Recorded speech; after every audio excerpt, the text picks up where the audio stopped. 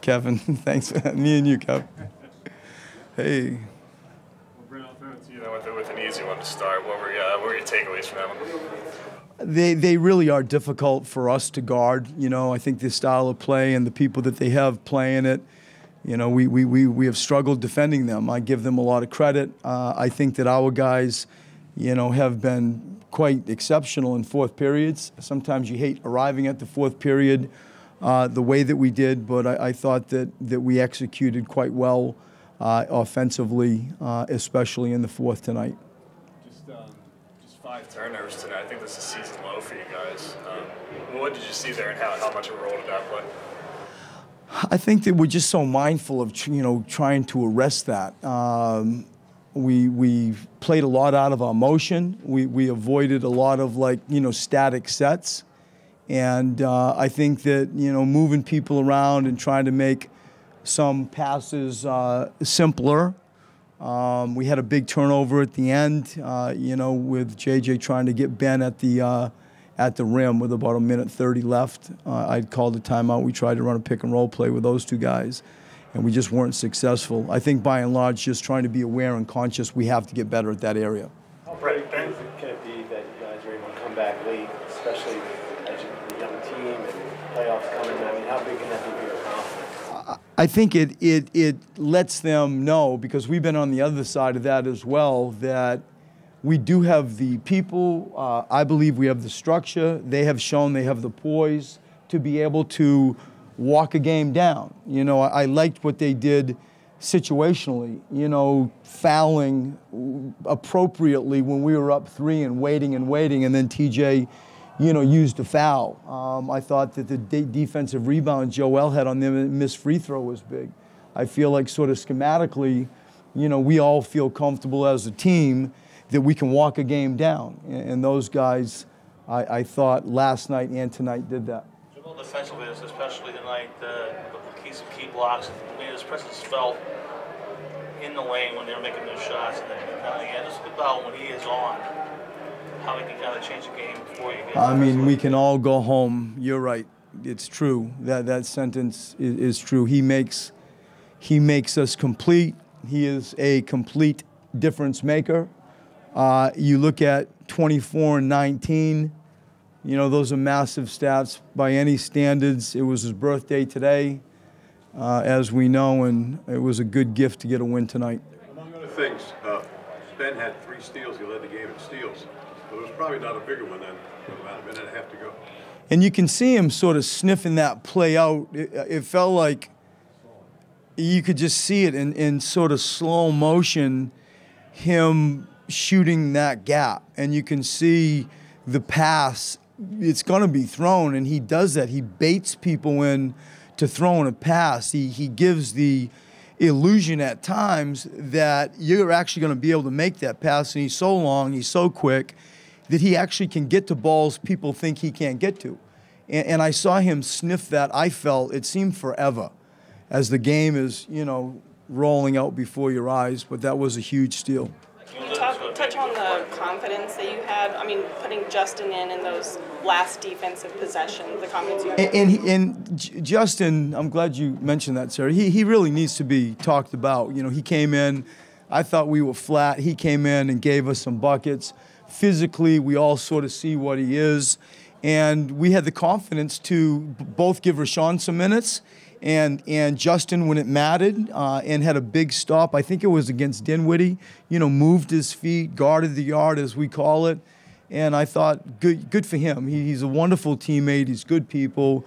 And he's had sort of an erratic year with injury. I thought tonight he confirmed, what we all think in relation to him being able to help us.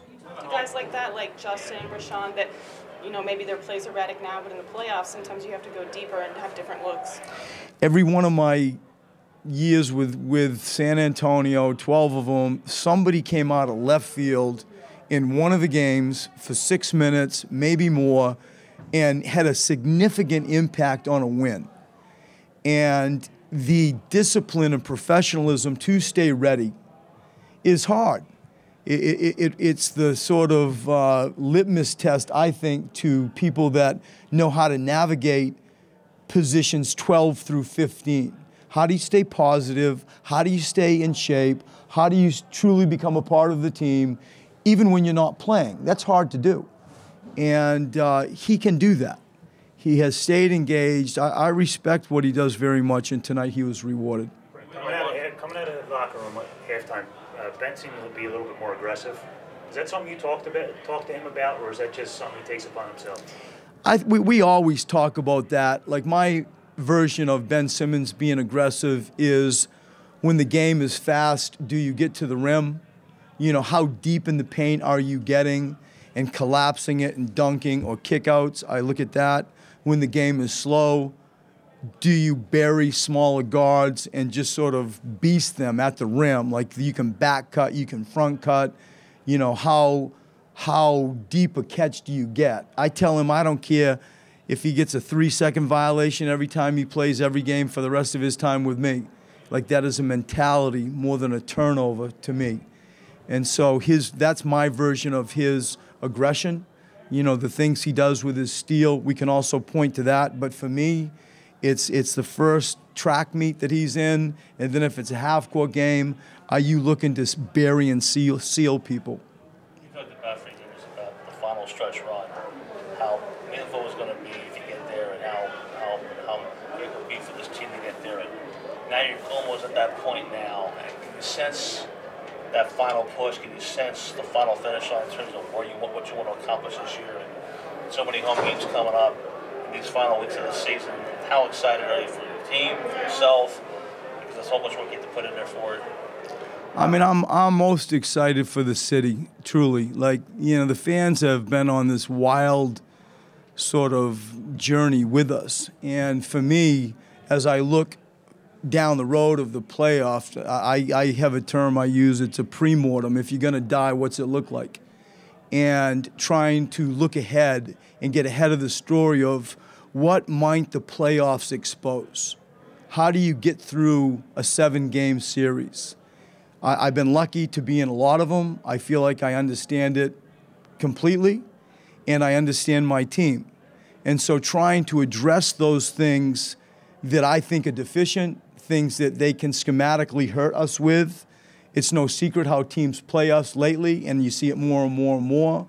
So trying to, like, tick boxes for the next, 25 days where you're doing work. We don't have the opportunity to practice a lot, but we do have the opportunity to prepare a lot. And taking that forum with that mindset and just making sure that we get ahead of the story, that we really aren't exposed to caught off guard. And I think that we're doing that. You shoot 44 for 3. I figure that's pretty good for a night, right? Then they shoot 50. I mean, yeah. How do you cover that?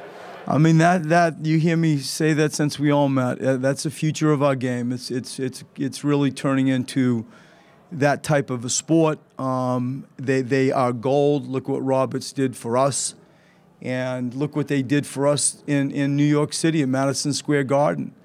I think we had 6 of them or 5 of them in that last period. And so, that's what they do. They do it well, and we really did have a hard time defending them. Thank you all.